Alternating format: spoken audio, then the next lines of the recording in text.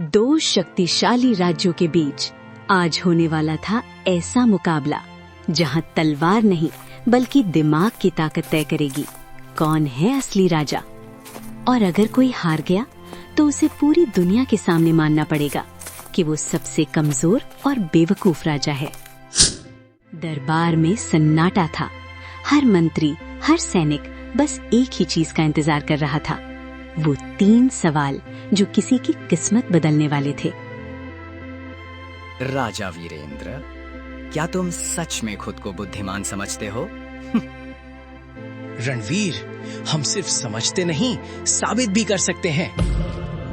यही वो पल था जब पूरा खेल शुरू होने वाला था। तो सुनो, अगर तुम मेरे सिर्फ 3 सवालों के जवाब दे दो तो मैं मान जाऊंगा कि तुम मुझसे ज्यादा बुद्धिमान हो।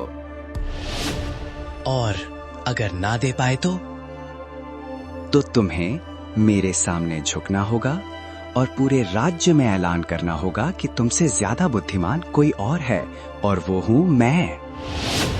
पूरा दरबार दंग रह गया। ये सिर्फ सवाल नहीं थे, ये इज्जत, ताकत और घमंड की लड़ाई थी। महाराज, सोच समझकर फैसला लीजिए, ये जाल भी हो सकता है।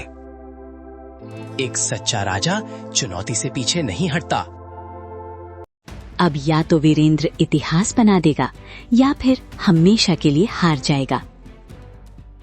रणवीर, हम तुम्हारी चुनौती स्वीकार करते हैं।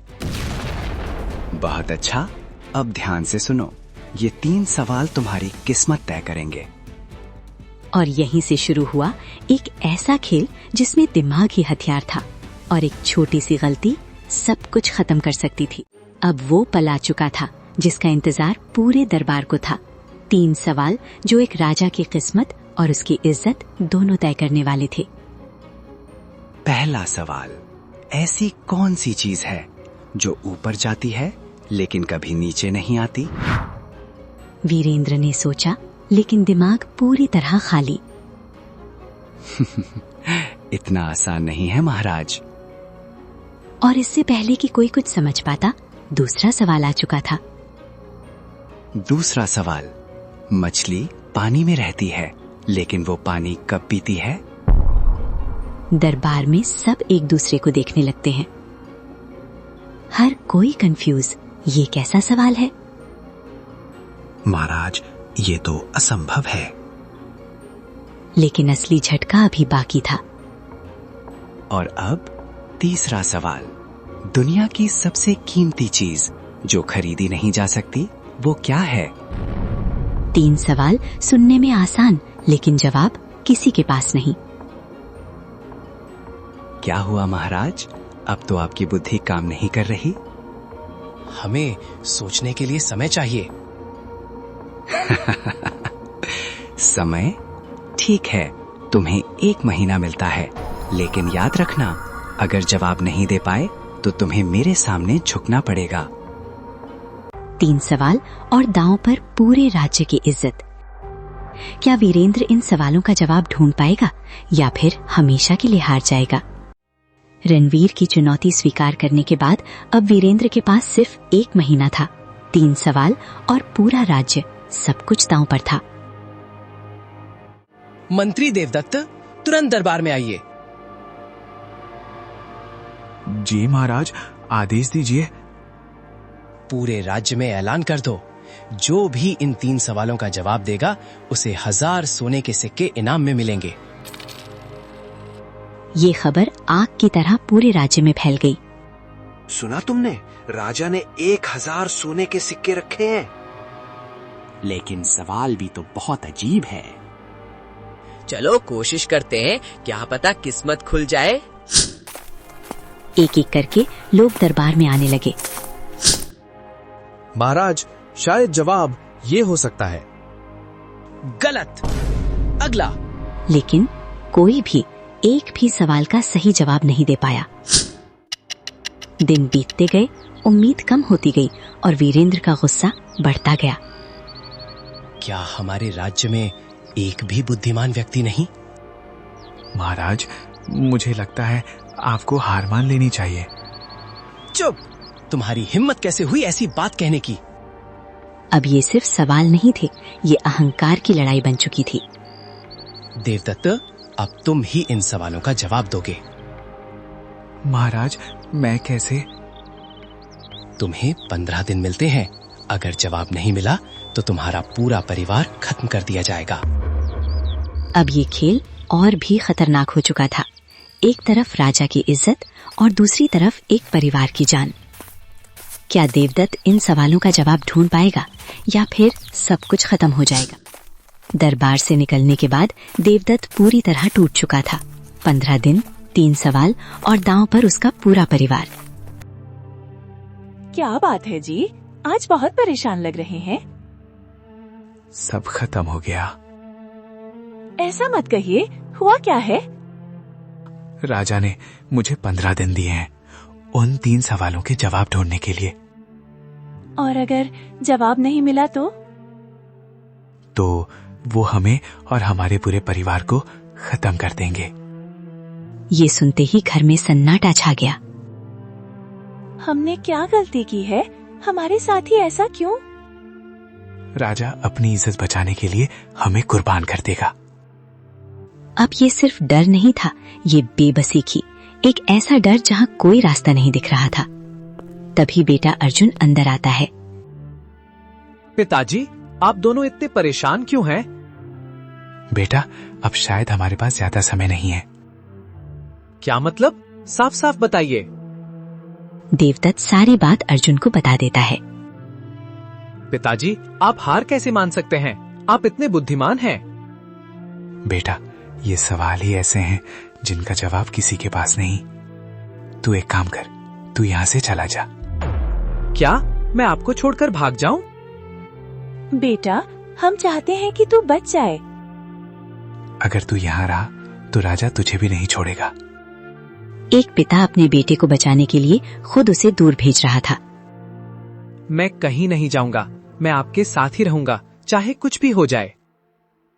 बेटा, यही किस्मत चाहती है कि तू यहाँ से चला जा और शायद बाहर जाकर तुझे इन सवालों का जवाब मिल जाए। लेकिन अगर जवाब ना मिले तो कभी वापस मत आना। एक बेटा अपने माता पिता को बचाने के लिए अकेला निकल पड़ा। क्या उसे जवाब मिल पाएंगे या फिर वो कभी वापस नहीं आएगा? घर छोड़ने के बाद अर्जुन कई घंटों तक चलता रहा। भूख, प्यास और दिमाग में वही 3 सवाल। तभी उसे घर दिखाई दिया। कोई है? मुझे थोड़ा पानी मिल सकता है? जी, आपको पानी चाहिए? रुकिए, मैं अभी लाती हूँ। सब कुछ नॉर्मल लग रहा था, लेकिन अगले 5 सेकंड में सब कुछ बदलने वाला था। एक बात बताइए, आपकी शादी हो चुकी है? क्या? नहीं, लेकिन आप ऐसा क्यों पूछ रहे हैं? घर में कोई बुजुर्ग या आपकी माँ है? नहीं, पिताजी बाहर गए हैं। ठीक है, तो मुझे पानी नहीं चाहिए। पानी मांगकर पानी मना करना, ये लड़का आखिर चाहता क्या था? ए लड़के, तो मेरी बेटी से क्या बात कर रहा था? नहीं बाबा, आप गलत समझ रहे हैं। चुप! पहले पानी मांगता है, फिर शादी पूछता है। बेशर्म कहीं का। दोबारा यहां दिखा तो टांगे तोड़ दूंगा। लेकिन जो सबको बदतमीजी लग रही थी, असल में वो कुछ और था। नहीं, वो लड़का ऐसा नहीं था। वो इतना संस्कारी था कि कुंवारी लड़की के हाथ का पानी नहीं पीता। और यहीं सीमा को समझ आ गया कि ये लड़का साधारण नहीं है। पिताजी, आपने बहुत बड़ी गलती कर दी। क्या मतलब? वो लड़का बहुत खास है। एक तरफ एक लड़का जो अपने परिवार को बचाने निकला था और दूसरी तरफ एक लड़की जो उसकी किस्मत बदलने वाली थी। क्या ये मुलाकात सिर्फ एक इत्तेफाक थी या कुछ बड़ा होने वाला था? सीमा को अब यकीन हो चुका था कि वो लड़का कोई साधारण नहीं बल्कि बहुत तेज दिमाग वाला है और इसलिए उसने एक प्लान बनाया। पिताजी, बाजार जा रहे हैं ना? हाँ बेटी, कुछ लाना है क्या? हाँ, लेकिन ध्यान से सुनिएगा। 2 रुपए की ऐसी चीज लाना जो बाहर से सख्त और अंदर से नरम हो। हैं? और 2 रुपए की ऐसी चीज जो बाहर से नरम और अंदर से सख्त हो। ये क्या बोल रही हो तुम? 1 रुपए की ऐसी चीज जो मीठी हो लेकिन फल ना हो। अरे सीधा सीधा बोलो ना। और एक गोल गोल तली हुई प्यारी चीज। अब बेचारे पिता का दिमाग पूरी तरह घूम चुका था। बेटी, मुझे कुछ समझ नहीं आया। आप बस ऐसे ही दुकानदार को बोलिए, अगर वो समझदार होगा तो सब दे देगा। और यहीं से शुरू हुआ कंफ्यूजन का असली खेल। भाई, 2 रुपए की ऐसी चीज देना जो बाहर से सख्त अंदर से नरम हो। क्या? और 2 रुपए की ऐसी जो बाहर से नरम अंदर से सख्त। मजाक कर रहे हो क्या? 1 नहीं 2 नहीं, हर दुकानदार फेल। जाओ जाओ, मेरा टाइम मत खराब करो। पहले खुद समझ लो, फिर आना। अब पिता पूरी तरह हार चुके थे और तभी बाबा, परेशान लग रहे हो? बेटा, मेरी बेटी ने ऐसी चीजें मंगाई हैं जो किसी को समझ ही नहीं आ रही। बताइए, शायद मैं समझ जाऊं। पिता सारी बातें बताता है। चलो मेरे साथ, मैं दिलवाता हूं। 2 रुपए का नारियल देना, बाहर सख्त अंदर नरम। 2 रुपए के छुहारे, बाहर नरम अंदर सख्त। 1 रुपए की चीनी, मीठी लेकिन फल नहीं। और गुलाब जामुन, गोल तला हुआ और प्यारा। अरे ये तो वही है। तुम तो बहुत बुद्धिमान हो बेटा। अब पिता को समझ आ चुका था, ये लड़का साधारण नहीं और शायद यही उसकी बेटी के लिए सही लड़का था। लेकिन क्या ये मुलाकात सिर्फ यहीं खत्म होगी या अब शुरू होगा एक और बड़ा ट्विस्ट। अब सीमा के पिता को यकीन हो चुका था, ये लड़का साधारण नहीं है बल्कि बहुत बुद्धिमान है, और उन्होंने मन ही मन एक बड़ा फैसला ले लिया। बेटी, मुझे तुझसे एक जरूरी बात करनी है। जी पिताजी, कहिए। वो लड़का अर्जुन बहुत अच्छा है, समझदार है। जी, मैंने भी यही महसूस किया। मैं चाहता हूँ तेरी शादी उसी से कर दूं। सीमा के चेहरे पर हल्की मुस्कान थी, जैसे वो पहले से ये जवाब जानती हो। मुझे कोई आपत्ति नहीं है पिताजी। और फिर वही बात अर्जुन से कही गई। बेटा, अगर तुम्हें कोई ऐतराज ना हो तो मैं अपनी बेटी की शादी तुमसे करना चाहता हूँ। अर्जुन के सामने अब एक बहुत बड़ा फैसला था, एक तरफ उसका परिवार और दूसरी तरफ ये रिश्ता। मैं शादी के लिए तैयार हूं, लेकिन मेरी एक शर्त है। शर्त? कैसी शर्त? पहले आपको सच्चाई जाननी होगी। और यही अर्जुन ने वो सच बताया जो सब कुछ बदलने वाला था। मेरा नाम अर्जुन है और मैं अनाथ नहीं हूं। मैं एक मंत्री का बेटा हूं और मेरे माता पिता की जान खतरे में है। क्या? ये सब क्या कह रही हो तुम? अर्जुन पूरी कहानी बता देता है। अगर मैं उन 3 सवालों का जवाब नहीं ढूंढ पाया तो मेरे माता पिता मारे जाएंगे। बस इतनी सी बात? मतलब? मुझे उन 3 सवालों के जवाब पता है। क्या सच में? हाँ, लेकिन? लेकिन क्या? शादी के बाद ही बताऊंगी। अब अर्जुन के पास कोई और रास्ता नहीं था, उसने हाँ कर दी। अब खेल बदल चुका था, एक साधारण लड़का और एक असाधारण लड़की। क्या सीमा सच में उन सवालों का जवाब दे पाएगी या फिर ये शादी भी उन्हें बचा नहीं पाई? शादी के बाद अर्जुन और सीमा वापस अपने राज्य पहुंचे।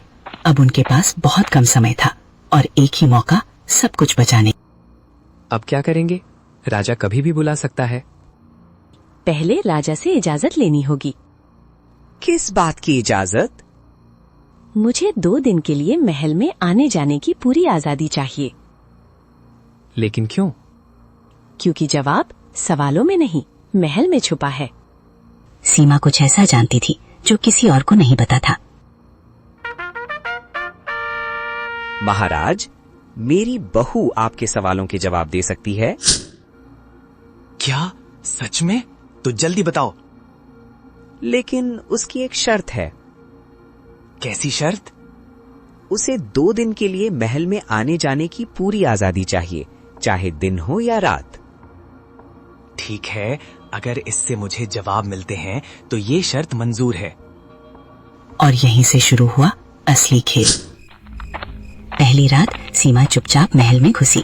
सब कुछ शांत था, लेकिन तभी सीमा ने देखा एक सेवक आधी रात को रानी के कमरे से बाहर आ रहा था। कुछ तो गड़बड़ थी, लेकिन अभी सिर्फ शक था। सीमा फिर से उसी जगह पहुंची। इस बार सीमा और करीब गई, और जो उसने सुना वो सब कुछ बदल देने वाला। रानी और वो सेवक कई सालों से राजा को धोखा दे रहे थे। अब सीमा को समझ आ चुका था तीसरे सवाल का असली जवाब। अब अगला दिन सच सामने आने वाला था। क्या सीमा राजा के सामने ये राज खोलेगी या फिर कुछ और बड़ा होने वाला है? 2 दिन पूरे हो चुके थे। अब वो पल आ चुका था जब सच सामने आने वाला था और एक राजा की किस्मत बदलने वाली थी। बहू, तुम्हें 2 दिन का समय दिया गया था। अब बताओ मेरे 3 सवालों के जवाब क्या हैं? महाराज, आपका पहला सवाल था, ऐसी कौन सी चीज है जो ऊपर जाती है लेकिन नीचे नहीं आती? उसका जवाब है उम्र है। महाराज, इंसान की उम्र हमेशा बढ़ती है लेकिन कभी कम नहीं होती। वाह, बिल्कुल सही। पहला जवाब सही था। दूसरा सवाल, दुनिया की सबसे कीमती चीज जो खरीदी नहीं जा सकती, उसका जवाब है समय। महाराज, पैसा दौलत सब खरीदा जा सकता है, लेकिन बीता हुआ समय कभी वापस नहीं आता और भविष्य का समय खरीदा नहीं जा सकता। इसलिए समय ही दुनिया की सबसे कीमती चीज है। शाबाश, ये भी सही। अब बचा था सबसे खतरनाक सवाल। अब तीसरे सवाल का जवाब दो। महाराज, तीसरे सवाल का जवाब आपके महल में ही छुपा है। क्या मतलब? पहले सेवक गोपाल को बुलाइए। सीमा ने गोपाल की सारी सच्चाई बता दी कि कैसे वो हर रात रानी से भेंट करने उसके कमरे में जाता था। बताओ, तुम्हारा रानी से क्या संबंध है? महाराज, मैं कुछ नहीं जानता। झूठ मत बोलो, मैंने सब देखा है और सब सुना है। महाराज, माफ कर दीजिए, ये सब रानी के कहने पर हुआ। सच सामने आ चुका था। ये कैसे हो सकता है? महाराज, जब आपको अपने ही महल का सच नहीं पता, तो कोई ये कैसे बता सकता है कि मछली पानी कब पीती है? ये जवाब नहीं था, ये सच्चाई थी। बहू, तुमने मेरी आंखें खोल दी। आज से ये राज्य तुम्हारा है। एक लड़की की बुद्धिमानी ने एक राजा की सोच बदल दी और साबित कर दिया असली ताकत दिमाग और सच्चाई में होती है। अगर आप होते तो तीसरे सवाल का जवाब क्या देते? कमेंट में जरूर बताना।